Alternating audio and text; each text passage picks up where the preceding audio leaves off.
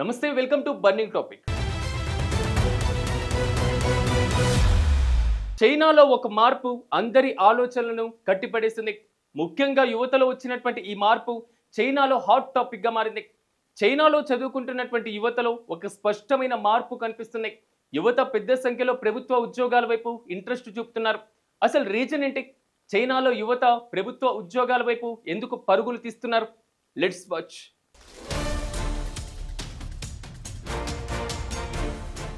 China ప్రపంచంలో అత్యధిక జనాభా కలిగిన రెండో దేశం. చైనాలో జనాభా ప్రస్తుతం తగ్గుముఖం పడుతుంది. కానీ ఉన్న జనాభాకు కూడా ఉద్యోగాలు దొరకని పరిస్థితి అక్కడ. ఆర్థికంగా అభివృద్ధి చెందుతున్నటువంటి చైనాలో నిరుద్యోగ రేటు కూడా అదే స్థాయిలో పెరుగుతుంది.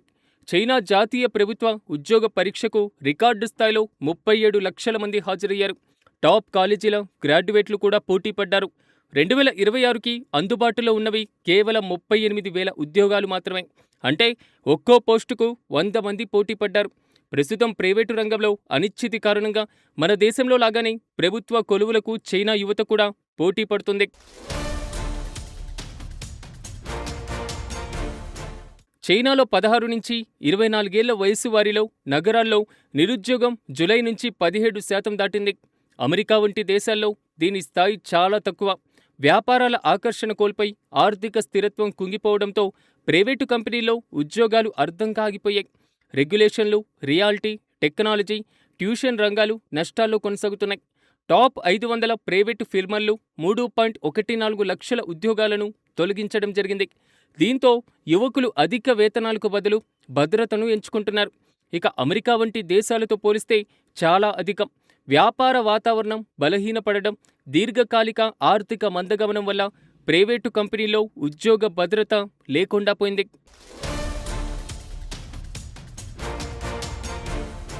ఒకప్పుడు ప్రభుత్వ ఉద్యోగాలను చైనాలో ఐరన్ రైస్ బౌల్స్ అని పిలిచేవారు. అంటే స్థిరత్వం, నిర్దిష్టమైనటువంటి పని గంటలు, భద్రత.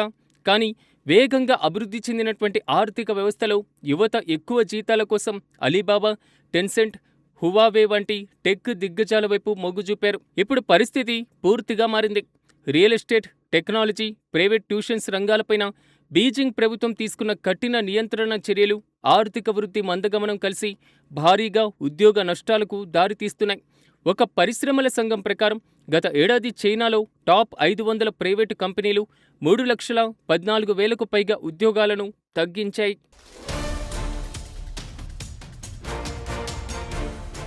ఈ పరిస్థితుల్లో యువత తమ ఆశలను తగ్గించుకొని ఉద్యోగ భద్రతకే ప్రాధాన్యత ఇస్తున్నారు.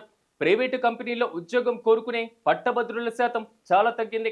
2020లో 25.1%గా ఉన్నటువంటి ఈ సంఖ్య గతేడాది 12.5%కి పడిపోయినట్లు సర్వేలు చెబుతున్నాయి. నిపుణుల అభిప్రాయం ప్రకారం ప్రైవేటు రంగంపై పెరుగుతున్నటువంటి అసంతృప్తి, అలాగే యువతలో పని, వ్యక్తిగత జీవితం మధ్య ఉన్నటువంటి సమతుల్యత, కోరికలు కూడా ప్రభుత్వ ఉద్యోగాలపైన ఆసక్తిని పెంచుతున్నాయి. ఇదే సమయంలో ఉన్నత విద్యపై కూడా ఆసక్తి తగ్గుతుంది. జాతీయ పీజీ ప్రవేశ పరీక్ష రాసిన అభ్యర్థుల సంఖ్య అక్టోబర్లో 34 లక్షలకు పడిపోయింది. 2023లో ఇది 47.4 లక్షలుగా ఉండేది. అంటే ఉన్నత డిగ్రీలు చేసినా ఉద్యోగ భద్రత లభించదన్న నమ్మకం యువతలో తగ్గుతుందని ఇది సూచిస్తుంది. ఉద్యోగ మార్కెట్లు సరిగా లేకపోవడంతో ఉన్నత చదువులపైన కూడా యువతకు నమ్మకం పోతుంది. గతేడాది 47.4 లక్షల మంది పీజీ ప్రవేశ పరీక్షలు రాయగా ఈ ఏడాది ఆ సంఖ్య 34 లక్షలకు పడిపోయింది. ఎంత పెద్ద డిగ్రీ ఉన్నా ఉద్యోగం దొరుకుతుందన్న గ్యారంటీ లేకపోవడమే దీనికి కారణం.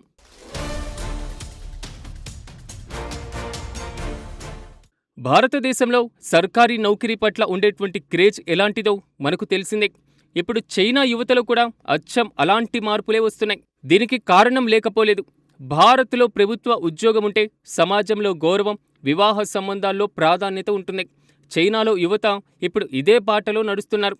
భారత్లో ఐటీ రంగం, స్టార్టప్లలో లే ఆఫ్స్ భయం ఎలా ఉంటుందో ఇప్పుడు చైనాలోని టెక్ దిగ్గజ సంస్థల్లో కూడా అదే పరిస్థితి కనిపిస్తుంది. భారతదేశంలో కూడా లక్షల మంది ఇంజనీర్లు రైల్వేలు లేదా బ్యాంకింగ్ రంగం వైపు మొగ్గు చూపడానికి ఇదే ప్రధాన కారణం.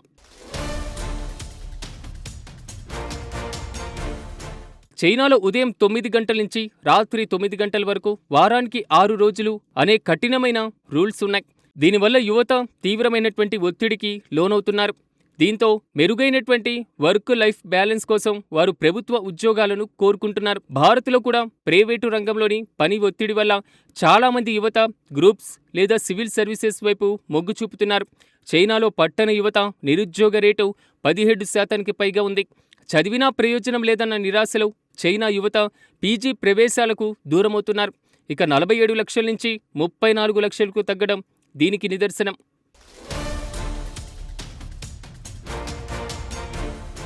ఒకప్పుడు చైనా యువత ఎంటర్‌ప్రెన్యూర్‌షిప్ అవ్వాలనుకుని కోరుకునేవాళ్ళు. కానీ ప్రస్తుత ఆర్థిక పరిస్థితుల వల్ల వారు భారత్లో లాగే యువత వలె సెక్యూరిటీ అండ్ స్టెబిలిటీకి ప్రాధాన్యత ఇస్తున్నారు. అంటే గ్లోబల్ ఎకానమీలో వస్తున్న మార్పులు ఆసియాలోని అతిపెద్ద 2 దేశాల యువత ఆలోచన ధోరణికి ఒకేలా మారుస్తున్నాయి. ఈ మార్పు చైనా యువతలో ఆకాంక్షలను మెరుగుపరచలేదు. ప్రభుత్వ రంగం డిమాండ్ పెరిగింది. భవిష్యత్తులో ఇది ప్రైవేటు ఇన్నోవేషన్ను బలహీనపరిచి దేశీయ ఆర్థిక పునర్జీవనాన్ని ఆకట్టుకునేదిగా మారవచ్చు. యువత శక్తి, స్థిరత్వం వైపు మళ్లించడం చైనా భవిష్యత్తు వృద్ధిని ప్రశ్నార్థకం చేస్తుంది.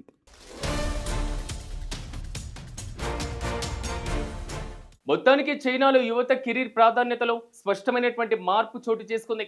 అంటే గతంలో ఉన్నటువంటి భారీ ఆశలు, వేగవంతమైనటువంటి ఎదుగుదల కంటే ఇప్పుడు స్థిరత్వం, భద్రతే ముఖ్యమైనటువంటి భావన బలపడుతుంది.